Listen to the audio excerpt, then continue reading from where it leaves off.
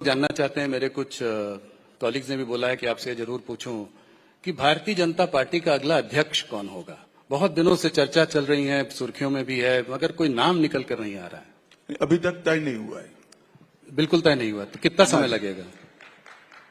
आपकी मुस्कुराहट से मुझे लग रहा है कि कुछ नहीं बता रहे, नहीं कुछ हुआ छुपा रहे हैं। भाई 13 करोड़ के मेंबरशिप की पार्टी का अध्यक्ष छिपा नहीं रह सकता ना। तय होगा उसी दिन सार्वजनिक हो जाएगा। वो पर्चा भरेंगे तो तुरंत ही नाम घोषित हो जाएगा। तो समय क्यों लग रहा है अभी तक? तो जी समय लग रहा है जी।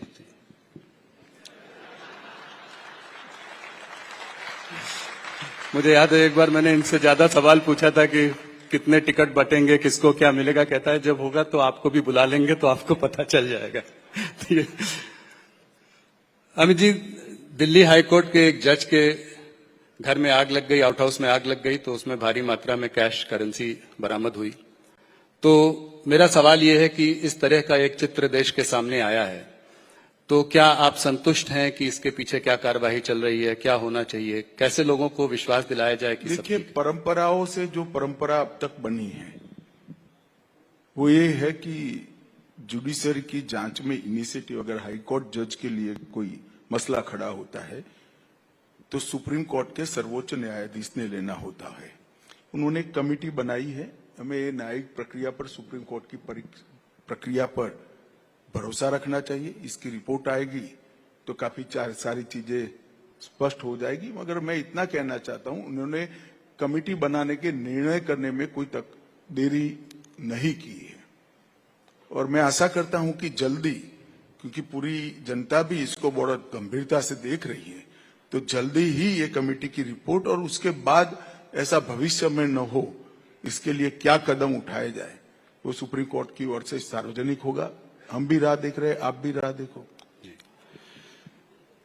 एक जुड़ा हुआ सवाल जुडिशरी पर, हायर जुडिशरी के जो अपॉइंटमेंट प्रोसेस का एक सवाल काफी मुद्दा चल रहा है। एनजेसी की भी बात हो रही थी, सुप्रीम कोर्ट ने उसको अनकॉन्स्टिट्यूशनल बताया। इस पर आपका व्यक्तिगत क्या मत है?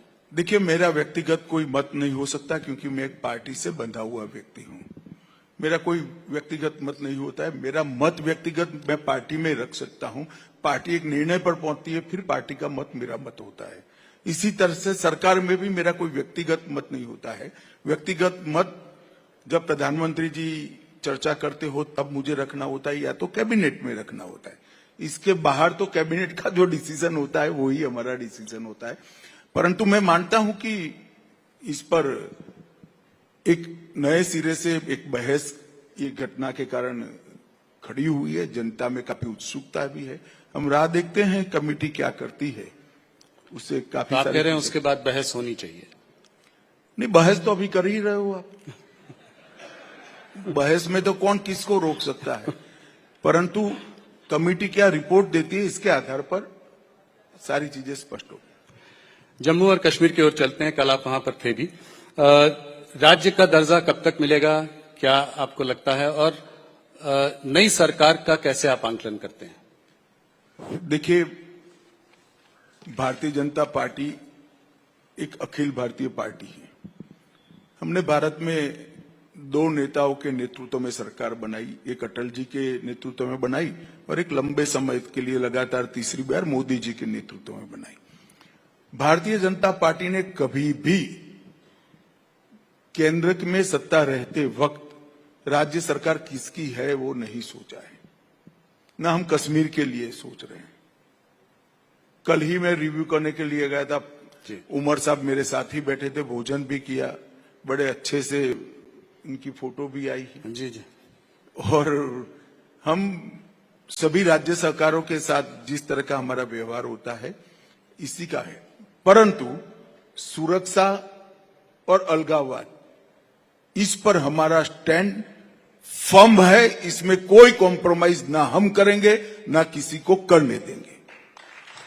अभी कठुआ क्षेत्र में कुछ घुसपैठी की घटना जरा सा सामने आई है, इसमें कुछ आपको लगता है ये पाकिस्तान स्पॉन्सर टेररिज्म टाइप के कुछ? नहीं, घुसपैठ तो पाकिस्तान के अलावा रसिया से कैसे हो सकता है? वहीं से हो सकता है और ये तो सालों से कर रहे हैं। मगर देश के जवान बहुत मुस्तैद है, देश की सरकार भी मुस्तैद है। हम यहाँ पर कोई कांड नहीं करने देंगे और करेंगे तो दंडित भी करेंगे।